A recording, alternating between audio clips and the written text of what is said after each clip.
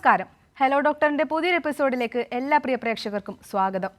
Amoebic മസ്തിഷ്ക ജ്വരത്തെക്കുറിച്ച് അറിഞ്ഞിരിക്കേണ്ട കാര്യങ്ങളാണ് ഹലോ ഡോക്ടർ ഇന്ന് സംസാരിക്കുന്നത്. നമുക്കൊപ്പം ചേരുന്നത് കൊല്ലം ഗവൺമെന്റ് മെഡിക്കൽ കോളേജിലെ കമ്മ്യൂണിറ്റി മെഡിസിൻ വിഭാഗം പ്രൊഫസറും വകുപ്പ് മേധാവിയുമായ ഡോക്ടർ PS ഇന്ദുവാണ്. ഡോക്ടർ നമസ്കാരം. നമസ്കാരം. ഡോക്ടർ, എന്താണ് അമീബിക് മസ്തിഷ്ക ജ്വരം? എങ്ങനെയാണിത് തലച്ചോറിനെ ബാധിക്കുന്നത്? അമീബിക് മസ്തിഷ്ക ജ്വരം, ആ പേര് സൂചിപ്പിക്കുന്നത് പോലെ ഒരു അമീബ കാരണം സംഭവിക്കുന്ന പ്രൈമറി അമീബിക് മെനിഞ്ചോ എൻസെഫലൈറ്റിസ് എന്ന് പറയും. അതായത് ഇത് സെക്കൻഡറി എന്ന് പറഞ്ഞാല് മറ്റൊരു ഇത് കൊണ്ടുവന്നിട്ട് വരുന്നതാണ്. പ്രൈമറി എന്ന് പറയുമ്പോൾ സ്വാഭാവികമായിട്ടും നേരിട്ട് നമ്മുടെ തലച്ചോറിലെത്തി മസ്തിഷ്ക ജ്വരം, അതാണ് എൻസെഫലൈറ്റിസ്. അത് മസ്തിഷ്ക ജ്വരം എന്നാണ് നമ്മൾ പറയുന്നതെങ്കിലും അതിൽ മെനിഞ്ചൈറ്റിസ് എന്ന് പറയുന്നത് തലച്ചോറിനെ ആവരണം ചെയ്യുന്ന മെനിഞ്ചസിനും സംഭവിക്കുന്നുണ്ട്. അതുപോലെ എൻസെഫലൈറ്റിസ് നമ്മുടെ തലച്ചോറിനും സംഭവിക്കുന്നുണ്ട്. അപ്പൊ അതൊരു ഗുരുതരമായ അസുഖമാണ്. സാധാരണ നമുക്ക് അത്രയും വലിയൊരു പ്രശ്നമല്ലായിരുന്നു കേരളത്തിൽ മാത്രമല്ല ലോകത്ത് എല്ലാ സ്ഥലത്തും വളരെ വിരളമായി മാത്രം കാണുന്ന ഒരു മസ്തിഷ്ക ജ്വരത്തിന്റെ കാരണമായിരുന്നു ഈ അമീബിക് മെനിഞ്ചോ എൻസെഫലൈറ്റിസ് എന്നുള്ളത്. പക്ഷേ നമ്മുടെ പ്രതീക്ഷിക്കാത്ത തരത്തില് നമുക്ക് ആദ്യം കുറച്ച് കേസുകൾ വടക്കൻ കേരളത്തിൽ വന്നു, പിന്നെ തെക്കൻ കേരളത്തിലേക്കും കേസുകൾ വന്നിട്ടുണ്ട്. പക്ഷെ അതൊരു വൻതോതിൽ പടർന്നു പിടിക്കുന്നു എന്ന് പറയുന്ന ഒരു സാഹചര്യം നിലവിലില്ല. പക്ഷെ നമ്മൾ ഇതിനെക്കുറിച്ച് മനസ്സിലാക്കുകയും എങ്ങനെയാണ് ഇത് പടരുന്നു എന്ന് പറയുന്നതും ഏറ്റവും പ്രധാനമായി എങ്ങനെയാണ് ഇതിനെ പ്രതിരോധിക്കേണ്ടത് എന്നും നമ്മൾ അറിയേണ്ട ഒരു സാഹചര്യം ഇന്ന് നിലവിലുണ്ട്. ഡോക്ടർ, എന്തുകൊണ്ടാണ് ഈ രോഗം പടരുന്നത്? അതുപോലെ ഇതിന്റെ വ്യാപന സാധ്യത എത്രത്തോളമുണ്ട്? മലിനജലത്തിലൂടെയാണോ പകരുന്നതെന്ന് ചോദിച്ചാല് നമ്മളിപ്പം സാധാരണ മലിനജലത്തിൽ കൂടി പടരുന്ന അസുഖങ്ങൾ, ഇപ്പൊ എലിപ്പനിക്ക് കാരണമാകുന്ന ലെപ്റ്റോസ്പൈറ എന്ന് പറയുന്ന ബാക്ടീരിയ മലിനജലം, അതുകൊണ്ടാണ് ഈ പ്രളയം സംഭവിക്കുമ്പോഴും അഴുക്കുള്ള വെള്ളത്തിലും എലിയുടെ മൂത്രം മാത്രമല്ല മറ്റു മൃഗങ്ങളുടെ മൂത്രത്തിൽ കൂടിയൊക്കെ എലിപ്പനി പടരാൻ പറ്റും. അപ്പൊ മലിനജലത്തില് ചവിട്ടി അല്ലെങ്കിൽ നമുക്ക് അതുമായിട്ട് സമ്പർക്കം ഉണ്ടാകുമ്പോഴാണ് എലിപ്പനി വരുന്നതെന്ന് നമുക്കറിയാം. ഒരുപാട് അസുഖങ്ങൾ അതുപോലെ മലിനജലവുമായിട്ട്, ഇപ്പം ഒരുപാട് ജലജന്യ രോഗങ്ങളുണ്ട്. ഉദാഹരണത്തിന് ഇപ്പൊ വയറിളക്ക രോഗങ്ങൾ, മഞ്ഞപ്പിത്തം, ടൈഫോയിഡ്, കോളറ, ഇതൊക്കെ ജലജന്യ രോഗങ്ങളാണ്. അപ്പൊ അത് ജലത്തിൽ കൂടി നമ്മുടെ ശരീരത്തിൽ തൊടുമ്പോൾ, അല്ലെങ്കിൽ ഇപ്പം എലിപ്പനിയാണെങ്കിൽ ശരീരത്തിൽ മുറിവുകൾ ഉണ്ടെങ്കിൽ അല്ലെങ്കിൽ തൊലിപ്പുറമേ ആണത് ലെപ്റ്റോസ്പൈറ ബാക്ടീരിയം നമ്മുടെ ശരീരത്തിൽ പ്രവേശിക്കുന്നതെങ്കിൽ ജലജന്യ രോഗങ്ങൾ, ഇപ്പൊ ടൈഫോയിഡും കോളറയും മഞ്ഞപ്പിത്തവും ഹെപ്പറ്റൈറ്റിസ് A എന്ന് പറയുന്ന മഞ്ഞപ്പിത്തമൊക്കെ വെള്ളം കുടിക്കുന്നത് വഴിയാണ്. ഇതിങ്ങനെ ഒന്നും പടരുന്ന ഒരു അസുഖമല്ല അമീബിക് മസ്തിഷ്ക ജ്വരം എന്ന് പറയുന്ന ഈ നെഗ്ലേറിയ ഫൗളേറി എന്ന് പറയുന്ന അമീബ. അതാണ് പ്രൈമറി മെനിഞ്ചോ എൻസെഫലൈറ്റിസിന് കാരണമാകുന്നത്. അത് വളരെ നേരിട്ട് നമ്മുടെ മൂക്കുവഴി അല്ലെങ്കിൽ നമ്മുടെ തലച്ചോറിലേക്ക് എത്തിപ്പറ്റുക എന്ന് പറയുന്നത് അത്ര വലിയ എളുപ്പമുള്ള കാര്യമല്ല. മറ്റു പല എൻസെഫലൈറ്റിസ്, മെനിഞ്ചൈറ്റിസ് എന്നൊക്കെ പറയുന്നതിനകത്തും അതിന് കാരണമാകുന്ന രോഗമാണോ ഏതെങ്കിലുമൊക്കെ മാർഗങ്ങളിലൂടെ, അതായത് ശ്വാസകോശത്തിൽ കൂടിയോ തൊലിപ്പുറമെയോ ഒക്കെ ശരീരത്തിൽ പ്രവേശിച്ച് അത് രക്തം വഴി തലച്ചോറിലെത്തി അങ്ങനെയൊക്കെയാണ് അത് പടരുന്നത്. അപ്പൊ അതുകൊണ്ട് അതിനകത്തൊരു ബാക്ടീരിയമീയ, വൈറീമിയ എന്നൊക്കെ പറയുന്ന അതിന് ആദ്യം കുറച്ച് ലക്ഷണങ്ങളൊക്കെ വന്നു പിന്നെയാണ് അത് തലച്ചോറിലേക്ക് എത്തുന്നത്. അതേസമയം ഈ പ്രൈമറി മെനിഞ്ചോ എൻസെഫലൈറ്റിസ് എന്ന് പറയുന്ന അമീബിക് അസുഖം നേരിട്ടെന്ന് പറയുന്ന തലച്ചോറിലേക്കുള്ള വളരെ സുരക്ഷിതമായി വെച്ചിരിക്കുന്ന ഒരു ഭാഗമാണ് നമ്മുടെ തലച്ചോർ. അപ്പൊ അതുകൊണ്ട് അതിന്റെ ആവരണമാണ് ഈ മെനിഞ്ചസ്. അപ്പൊ അതിലേക്ക് എത്തുന്ന വളരെ കുറച്ച് സ്ഥലങ്ങളേ ഉള്ളൂ. അതിലൊന്ന് ഈ മൂക്കിൽ കൂടി ഉള്ള നമ്മുടെ റിബ്രിഫോം പ്ലേറ്റ് എന്നൊക്കെ പറയും. നമ്മുടെ മൂക്കിൽ മണം അറിയുന്ന ഒരു നെർവുണ്ട്, ഓൾഫാക്ടറി നെർവ് എന്ന് പറയുന്നത്. അപ്പൊ അതിനകത്തുകൂടി ഇത് നേരിട്ട് തലച്ചോറിൽ എത്തുന്ന, ഓൾഫാക്ടറി നെർവ് വഴി തലച്ചോറിൽ എത്തുന്ന വളരെ അപൂർവമായിട്ടുള്ള രോഗങ്ങളിൽ ഒന്നാണ് ഈ പ്രൈമറി അമീബിക് മെനിഞ്ചോ എൻസെഫലൈറ്റിസ്. അപ്പൊ അത് വെള്ളത്തിൽ എന്ന് പറയുമ്പോൾ എന്തുവരും വെള്ളത്തിലാണ്? സാധാരണ കിണറ്റിലെ വെള്ളമോ അതല്ലെങ്കിൽ നമ്മളെ ടാപ്പിലെ വെള്ളമോ ക്ലോറിൻ ചെയ്ത വെള്ളത്തില് ഈ അമീബ കാണില്ല. അതുപോലെ നമ്മൾ തിളപ്പിച്ച് തണുപ്പിച്ച വെള്ളം അങ്ങനെയൊക്കെ ആണെങ്കിലും കാണില്ല. പക്ഷെ നമ്മൾ കുളിക്കുന്ന വെള്ളത്തിൽ, സാധാരണ നമ്മൾ കുളിക്കുന്ന കിണറ്റിലെ വെള്ളം അങ്ങനെയൊന്നും ഇത് കാണത്തില്ല. ഈ ചൂടുള്ള കാലാവസ്ഥയിലും അതല്ലെങ്കിൽ ചൂടുള്ള തടാകങ്ങളുണ്ടല്ലോ, നമ്മുടെ ഹീറ്റ് സ്പ്രിങ്സ് എന്ന് പറയും, അങ്ങനെയുള്ള സ്ഥലങ്ങളിലും നന്നായിട്ട് സൂക്ഷിക്കാത്ത സ്വിമ്മിംഗ് പൂളുകൾ അതിന്റെ സ്വിമ്മിംഗ് പൂൾ സാനിറ്റേഷൻ ശാസ്ത്രീയമായിട്ട് ക്ലോറിനേഷൻ ഉൾപ്പെടെയുള്ള മാർഗങ്ങളിലൂടെ സ്വിമ്മിംഗ് പൂളുകളിലെ വെള്ളം ശുദ്ധമാക്കുക എന്നൊക്കെ ഉള്ളത് അന്തർദേശീയമായിട്ടുള്ള മാർഗനിർദ്ദേശങ്ങൾ ഉള്ളതാണ്. അപ്പൊ മറ്റു രാജ്യങ്ങളിലൊക്കെ ഈ പ്രൈമറി അമീബിക് മെനിഞ്ചോഎൻസെഫലൈറ്റിസ് കണ്ടിട്ടുള്ളത് അത്തരത്തില് നന്നായി സൂക്ഷിക്കാത്ത ശാസ്ത്രീയമായിട്ട് ക്ലോറിനേറ്റ് ചെയ്യാത്ത സ്വിമ്മിംഗ് പൂളുകളിൽ കുളിക്കുന്നവരിലൊക്കെ ഈ മൂക്കിൽ കൂടി ഈ വെള്ളം കയറിയിട്ട് ഈ ഓൾഫാക്ടറി നെർവ് വഴി, അതായത് നമ്മൾ ആ മണം തിരിച്ചറിയുന്ന ആ ഒരു ഞരമ്പ് നമ്മുടെ മൂക്കിൽ നിന്ന് തുടങ്ങി തലച്ചോറിലേക്ക് നേരിട്ട് പ്രവേശിക്കുന്നതാണ്. അപ്പൊ അതുവഴി നേരിട്ട് ഇതിന്റെ തലച്ചോറിൽ എത്താൻ പറ്റും എന്നുള്ളത് കൊണ്ടാണ് ഇതിന്റെ ഒരു ഗുരുതരാവസ്ഥ ഉള്ളത്. അപ്പൊ അങ്ങനെ മാത്രമേ ഈ പ്രൈമറി അമീബിക് മെനിഞ്ചോഎൻസെഫലൈറ്റിസ് സംഭവിക്കുന്നതായിട്ട് നമുക്കറിയൂ. അപ്പൊ ആ അറിവ് വളരെ പ്രധാനമാണ്. അപ്പൊ നമ്മള് ഈ സാധാരണഗതിയിൽ നമ്മൾ കുളിക്കുമ്പോ അഴുക്കുള്ള വെള്ളം, അതായത് നമ്മൾ സാധാരണ ഉപയോഗിക്കാത്ത കുളങ്ങൾ, ഉപയോഗിക്കാത്ത മറ്റു ജലസ്രോതസ്സുകളിൽ നിന്നൊക്കെ വെള്ളം നേരിട്ട് നമ്മുടെ മൂക്കുവഴി തലച്ചോറ് നമ്മൾ വളരെ സുരക്ഷിതമായി വെക്കേണ്ട ഒരു ഭാഗമാണ്. നമ്മൾ പറയുമ്പോൾ തന്നെ അതിനകത്ത് മൂക്കുവഴി സാധാരണഗതിയിൽ വെള്ളം കയറില്ല. പക്ഷെ ഇപ്പം നമ്മൾ അത്ര വൃത്തിയില്ലാത്ത കുളങ്ങളാണ്, ഉപയോഗിക്കാതെ കിടക്കുന്ന കുളം. അപ്പൊ അങ്ങനെയുള്ള സാഹചര്യങ്ങളിലാണല്ലോ ഈ അമീബ വളരുന്നത്. അപ്പൊ അങ്ങനെയുള്ള അമീബയുടെ സാന്നിധ്യമുള്ള കുളത്തിൽ കുളിക്കുകയും മൂക്കുവഴി അത് കയറുകയും ചെയ്യുന്നതാണ്. മറ്റൊരു സാഹചര്യം എന്ന് പറയുന്ന മൂക്കുവഴി തന്നെ ഈ വെള്ളം വലിച്ചു കയറ്റുന്ന, അത് എന്ത് കാരണം കൊണ്ടാണെങ്കിലും ചില സ്ഥലങ്ങളിലൊക്കെ ആണെങ്കിൽ ഇപ്പം ഈ നേസൽ റിൻസിങ് എന്ന് പറഞ്ഞിട്ട് മൂക്കുവഴി വെള്ളം മുകളിലോട്ട് എടുക്കുന്ന ചില ശീലങ്ങളൊക്കെ ഉണ്ട്. അങ്ങനെയുള്ള ശീലങ്ങളിലൂടെ എന്ത് കാരണങ്ങൾ കൊണ്ടാണെങ്കിലും നമ്മുടെ മൂക്കുവഴി വെള്ളം നമ്മുടെ ഉള്ളിലോട്ട് കയറാൻ പാടില്ല എന്നുള്ളത് വളരെ പ്രധാനമാണ്. നമ്മുടെ തലച്ചോറിലേക്ക് കയറാനുള്ള അത് എന്ത് കാരണം, ബാക്ടീരിയോ വൈറസോ എന്തോ ആകട്ടെ, അതൊക്കെ നമ്മുടെ തലച്ചോറിലേക്ക് കയറാനുള്ള ഒരു മാർഗമാണ് ഈ മൂക്കുവഴി ഉള്ളത് എന്നുള്ളത് കൊണ്ട് തന്നെ അത് വളരെ പ്രതിരോധത്തിൽ വളരെ പ്രധാനമാണ്. അത് അഴുക്കുള്ള അല്ലെങ്കിൽ ഉപയോഗശൂന്യമായ കുളത്തിലെ വെള്ളത്തിൽ കുളിക്കുമ്പോൾ മൂക്കിൽ വെള്ളം കയറുന്നതായാലും ശരി, മറ്റെന്ത് കാരണങ്ങൾ കൊണ്ടും മൂക്കിലേക്ക് വെള്ളം കയറുന്നതായാലും ശരി, പൂർണ്ണമായിട്ടും ഒഴിവാക്കേണ്ട ഒരു സാഹചര്യമാണ്. പ്രത്യേകിച്ചും നമുക്ക് ഈ അമീബയുടെ സാന്നിധ്യം നമ്മുടെ കുളങ്ങളിലെ അല്ലെങ്കിൽ കുളത്തിലെ ചില കുളങ്ങളിലെങ്കിലും വെള്ളത്തിൽ അതിന്റെ കാരണങ്ങൾ എന്തുകൊണ്ട് ഇത്രയും നാൾ നമ്മൾ കുളത്തിൽ കുളിച്ചിട്ട് ഇതൊന്നും വന്നില്ല എന്ന് ചോദിച്ചാൽ ഇതില് നമ്മുടെ കാലാവസ്ഥാ വ്യതിയാനവുമായിട്ടൊക്കെ ഇതിന് ബന്ധങ്ങൾ ഉണ്ടാകും. കാരണം ഒരുപാട് ബാക്ടീരിയയും വൈറസിന്റെയും അമീബയുടെയും ഒക്കെ പ്രവർത്തനങ്ങളും അതുമൂലം സംഭവിക്കുന്ന വൈറൽ ബാക്ടീരിയൽ അമീബിക് അസുഖങ്ങളുടെയും ഒക്കെ രീതി, അതിന്റെ പാറ്റേൺ, എപ്പിഡമിയോളജിക് പാറ്റേൺ ലോകം മുഴുവൻ മാറിക്കൊണ്ടിരിക്കുന്ന ഒരു സാഹചര്യം കൂടിയാണ്. അപ്പൊ അതുകൊണ്ട് നമ്മളും അതിൽ നിന്നും ഒന്നും വ്യത്യസ്തരല്ല. അപ്പൊ അതുകൊണ്ട് അതിനെക്കുറിച്ചൊക്കെ കൂടുതൽ അറിയുന്നതും അതിനെ പ്രതിരോധിക്കുക എന്നുള്ളതുമാണ് ഇതിൽ ഏറ്റവും പ്രധാനം. ഡോക്ടർ, അമീബിക് മസ്തിഷ്ക ജ്വരത്തിന്റെ രോഗലക്ഷണങ്ങൾ എന്തൊക്കെയാണ്? അതുപോലെ എന്തൊക്കെ ലക്ഷണങ്ങൾ കണ്ടാൽ ചികിത്സ തേടണം? മറ്റു രോഗങ്ങളിൽ നിന്ന് എങ്ങനെ ഈ രോഗത്തെ വേർതിരിച്ചറിയാൻ സാധിക്കും?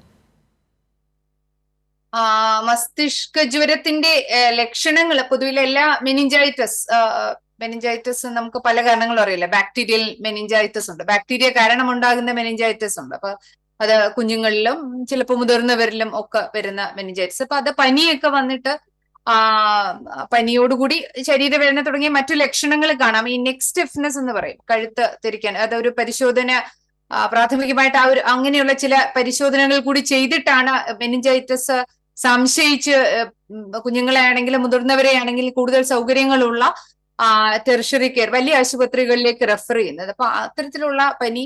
പിന്നെ ഈ എൻസെഫലൈറ്റിസ് എന്ന് പറയുന്നത് ഒരു ഗുരുതരമായ രോഗമാണ്. അപ്പൊ അതില് ജന്നി ഉൾപ്പെടെ ഉള്ള രോഗലക്ഷണങ്ങൾ വരാം. അപ്പൊ എന്ത് കാരണങ്ങൾ കൊണ്ടാണെങ്കിലും, ഇപ്പൊ നമ്മളൊരു ക്ലസ്റ്ററിനെ കുറിച്ചിട്ടാണ് സംസാരിക്കുന്നത്. ക്ലസ്റ്റർ എന്ന് പറഞ്ഞാൽ അത് എലിപ്പനിയിലും ക്ലസ്റ്റർ വരാം. ഒരു കുളം വൃത്തിയാക്കാൻ വേണ്ടി കുറെ പേര് ഒന്നിച്ച് ഒരു കുളത്തിൽ ഇറങ്ങുകയും 1-2 പേർക്ക് എലിപ്പനി ബാധിക്കുകയും ഒക്കെ ചെയ്യുന്ന സാഹചര്യത്തിൽ കൂടുതൽ പേര്, അതായത് അതേ വെള്ളവുമായിട്ട് സമ്പർക്കമുള്ള എല്ലാവരെയും നമ്മൾ പനിയോ ശരീരവേദനയോ മറ്റു ലക്ഷണങ്ങളുള്ളപ്പോൾ പരിശോധിക്കാറുണ്ടല്ലോ. അതുപോലെ തന്നെയാണ് ഈ ചില പ്രത്യേക കുളങ്ങളിലെ വെള്ളവുമായിട്ട് സമ്പർക്കമുള്ളവരിൽ നമ്മള് ഇത് ലക്ഷണങ്ങൾ ഉണ്ടെങ്കിൽ അതേ കുളത്തിലെ വെള്ളവുമായിട്ട് സമ്പർക്കമുള്ളവരെല്ലാം പനി, ശരീരവേദന ഇതുപോലെയുള്ള, അപ്പൊ കഴുത്തിന്റെ വേദന ഇതുപോലെയുള്ള ലക്ഷണങ്ങൾ കണ്ടാല് അടുത്തുള്ള, ഇപ്പൊ നമ്മുടെ കേരളത്തിന്റെ സാഹചര്യത്തിൽ പറയുകയാണെങ്കിൽ നമ്മുടെ ആരോഗ്യ സംവിധാനം വളരെ പെട്ടെന്ന് തന്നെ ഇതിന്റെ ഒരു ക്ലസ്റ്റർ അല്ലെങ്കിൽ ഒന്നിൽ കൂടുതൽ കേസുകൾ ഒരു ഭാഗത്ത് വന്നു എന്നുള്ളതിന്റെ വിശദമായിട്ടുള്ള കാര്യങ്ങൾ മനസ്സിലാക്കുകയും നമ്മൾ എപ്പിഡമിയോളജിക് ഇൻവെസ്റ്റിഗേഷൻ എന്ന് പറയും. എന്തുകൊണ്ട് ആ അസുഖം ഒരാളിന് വന്നു, മറ്റുള്ളവരിലേക്ക് വരാൻ സാധ്യതയുണ്ടോ, എന്തെങ്കിലും പ്രത്യേക പെരുമാറ്റവുമായിട്ട് ഇതിന് ബന്ധമുണ്ടോ, എന്താണ് ഈ രോഗം, നമ്മൾ അതിന്റെ ഇത്രയും ഇൻക്യുബേഷൻ പീരീഡിനകം ഇനിയും കേസുകൾ വരാൻ സാധ്യതയുണ്ടോ, എത്ര പേർക്ക് ഇതേ തരത്തില് ഒരു പെരുമാറ്റം അല്ലെങ്കിൽ ഇത്തരം ഒരു ഹിസ്റ്ററി അവിടെ വന്നിട്ടുണ്ട് എന്നൊക്കെ മനസ്സിലാക്കിയിട്ട് അത് പെട്ടെന്ന് ഇൻവെസ്റ്റിഗേറ്റ് ചെയ്യുന്നത് കൊണ്ടാണ്. അല്ലെങ്കിൽ പ്രൈമറി അമീബിക് മെനിഞ്ചോഎൻസെഫലൈറ്റിസ് എന്ന് പറയുന്നത് വളരെ ഗുരുതരമായ ഒരു അസുഖമാണ്. കേരളത്തിന്റെ സാഹചര്യത്തിൽ നമ്മുടെ വടക്കൻ കേരളത്തിൽ കൂടുതൽ കുട്ടികൾക്കാണ് അസുഖം വന്നത്. അവർക്ക് തന്നെ ഏതെങ്കിലുമൊക്കെ കുളങ്ങളിൽ, നേരത്തെ ഞാൻ സൂചിപ്പിച്ചതുപോലെ അധികം ഉപയോഗിക്കാത്ത വൃത്തിഹീനമായ വെള്ളം കെട്ടിക്കിടക്കുന്ന കുളങ്ങളിലൊക്കെ വെക്കേഷൻ സമയത്തൊക്കെ ആയിട്ട് കുളിക്കുകയും അങ്ങനെ വരുന്ന കേസുകളായിരുന്നെങ്കിൽ അങ്ങനെ ആ ഒരു സാഹചര്യത്തിൽ വാസ്തവത്തിൽ ഇതിനു വേണ്ടിയിട്ടുള്ള മരുന്ന് ലഭ്യമല്ലാതിരുന്ന മരുന്ന് വളരെ ബുദ്ധിമുട്ടി. അതായത് അത് നമുക്ക് ഈ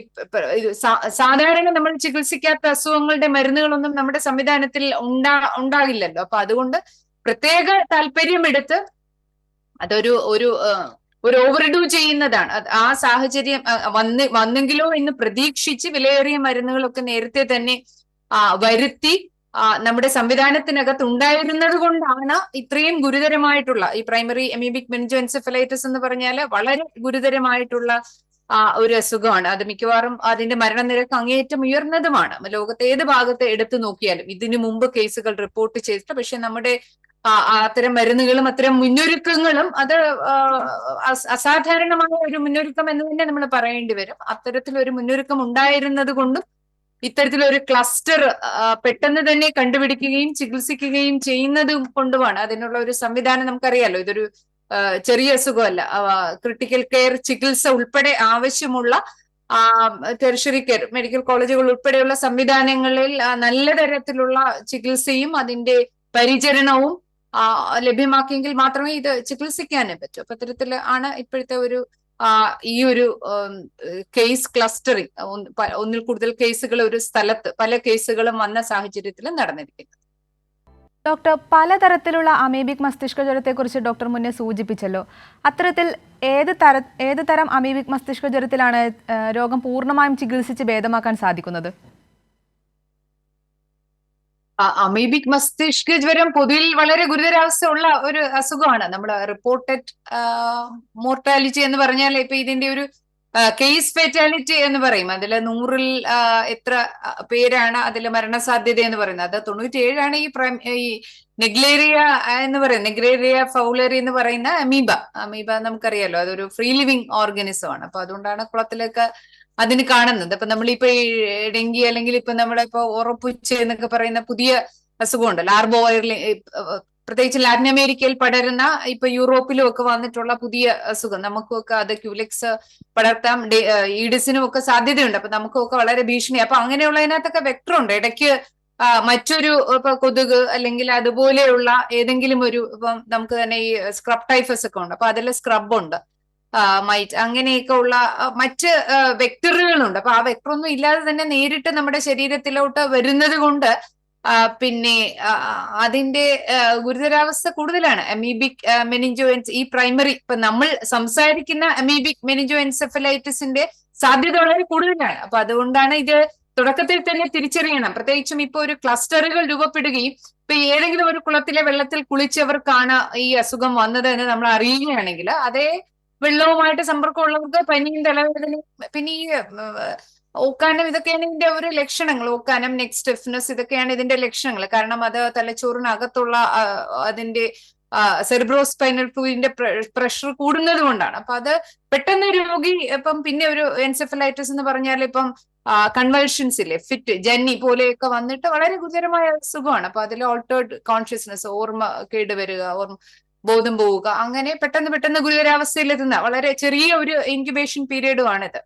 അപ്പൊ ഞാൻ നേരത്തെ പറഞ്ഞ പോലെ ഇത് പെട്ടെന്ന് നേരിട്ടങ്ങ് തലച്ചോറിലോട്ട് എത്തുകയാണല്ലോ. അപ്പൊ ഏതാണ്ട് ഇപ്പൊ ഈ ജലവുമായിട്ട് സമ്പർക്കം വരികയാണെങ്കിൽ 5 ദിവസത്തിനകം ആ ലക്ഷണങ്ങൾ വരികയും പെട്ടെന്ന് ഒരു 4-5 ദിവസം കൊണ്ട് രോഗി ഗുരുതരാവസ്ഥയിൽ എത്തുന്ന ഗുരുതരമായ ഒരു അസുഖമാണ്. അപ്പൊ നമുക്ക് ഒരുപാട് മുന്നൊരുക്കങ്ങൾ ഉള്ളത് കൊണ്ടും നേരിട്ട് പ്രോ ആക്റ്റീവായിട്ട് ഇപ്പൊ ഇത്തരം സാഹചര്യങ്ങളിൽ കേസ് ഫൈൻഡിങ്, അതായത് നമ്മൾ അങ്ങോട്ട് ആരോഗ്യ സംവിധാനം ഈ കുളത്തിൽ കുളിച്ചവര് ഉണ്ടെങ്കിൽ, അല്ലെങ്കിൽ ഈ സമ്പർക്കം ഉണ്ടെങ്കിൽ, അല്ലെങ്കിൽ ഇത്തരത്തിലൊരു ഒരു എക്സ്പോഷർ ഉള്ളവരുണ്ടെങ്കിൽ എന്ന് പറഞ്ഞാൽ അങ്ങോട്ട് പോയി ചോദിച്ചറിഞ്ഞ് അവർക്ക് ലക്ഷണം, അവരെ നിരീക്ഷണത്തിലാക്കി അവർക്ക് ലക്ഷണങ്ങൾ ഉണ്ടെങ്കിൽ കണ്ടെത്തി കൊണ്ടുവന്ന് ഏറ്റവും നേരത്തെ തന്നെ ആ മരുന്നൊക്കെ തയ്യാറാക്കി വെച്ച്, ആ മരുന്ന് സാധാരണ ഒരു സംവിധാനത്തിലും ഉള്ള മരുന്നുകളല്ല, കാരണം വളരെ അപൂർവം, നമുക്ക് അപൂർവങ്ങളിൽ അപൂർവം എന്ന് പറയാൻ പറ്റുന്ന അസുഖങ്ങളിൽ ഒന്നാണ് ഇത്. പ്രൈമറി ഇപ്പൊ നമ്മളിപ്പോ ഒരു അമേരിക്കയുടെ എല്ലാ സംവിധാനങ്ങളും അമേരിക്കയിലൊക്കെ നോക്കുകയാണെങ്കിൽ ഒരു വർഷം 10 കേസുകളൊക്കെ റിപ്പോർട്ട് ചെയ്യുന്ന വളരെ വിരളമായിട്ട് കാണുന്ന ഒരു അസുഖമാണിത്. അപ്പൊ ആ മരുന്നും ഒക്കെ തയ്യാറായി ഇരുന്നത് കൊണ്ടാണ് ഇപ്പോ നമ്മുടെ ആ കേസ് ഫേറ്റാലിറ്റി അല്ലെങ്കിൽ ആ രോഗത്തിന്റെ ഒരു മരണനിരക്ക് 100-97% ഒക്കെ നമുക്കറിയാം വളരെ ഉയർന്ന നിരക്കാണ്. അതിൽ നിന്ന് മിക്കവാറും പേര് രക്ഷപ്പെടുന്ന അല്ലെങ്കിൽ അവരെ ചികിത്സിച്ച് ഭേദമാക്കുന്ന ഒരു അവസ്ഥയിലേക്ക് വരുന്നത്.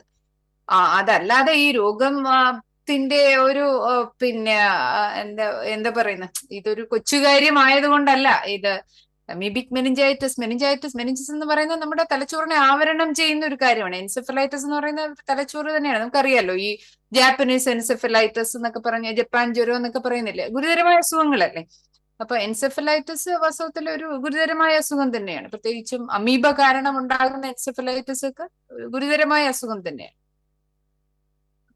ഡോക്ടർ, ഈ അമീബിക് മസ്തിഷ്ക ജ്വരവുമായി ബന്ധപ്പെട്ട് സർക്കാർ നേതൃത്വം നൽകുന്ന പ്രതിരോധ പ്രവർത്തനങ്ങൾ എന്തൊക്കെയാണ്?